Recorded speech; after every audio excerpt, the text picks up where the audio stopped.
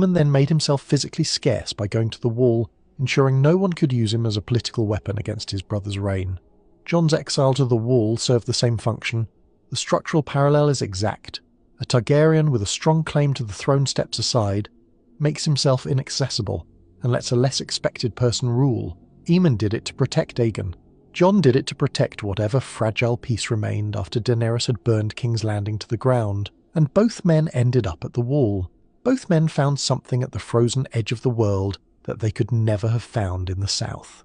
Aemon found purpose, respect, and roughly 65 years of meaningful service. Jon, if the show's ending is taken at face value, found something even more than that. He found freedom.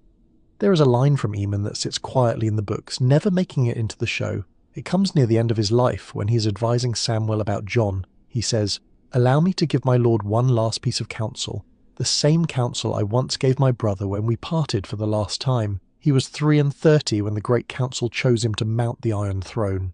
That counsel, which we do not get the full text of, was likely the same thing Aemon had told himself every day for 65 years. The throne is not the prize. Survival is not the prize. Living with the choices you made and knowing they were right is the only prize worth having." Jon Snow was older than Aegon was when he made his choice. He had already been king. He had already been Lord Commander. He had already died and come back. He had nothing left to prove to anyone. And what he chose, in the end, was not exile. It was not punishment.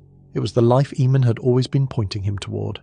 The most underrated visual in the entire Game of Thrones finale is Jon Snow walking through the tunnel at Castle Black.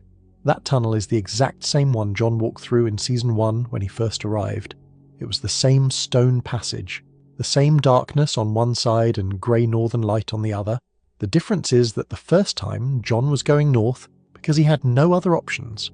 He was a bastard with no future, choosing the only path that was open to him. The last time Jon walked through that tunnel as a man who had held command, held love, held a kingdom, held the weight of an entire species on his shoulders. He walked through it as a man who could have argued for the throne and probably gotten it. He walked through it as a man who chose freely and fully to go north. Maester Aemon made the same walk, chose the same cold, the same distance from power, and Aemon spent roughly 65 years at that Wall, and by every account in both the show and the books, he was not miserable. He was at peace. He was the wisest, most respected man at Castle Black. He was the man everyone came to when they needed to understand something about themselves. Jon Snow was walking toward that same life. There is one more thing worth saying about what Aemon represented in this story, and why his lesson to Jon was the most important one in the entire series. Every Targaryen who chased the throne ended in tragedy. Aerys went mad.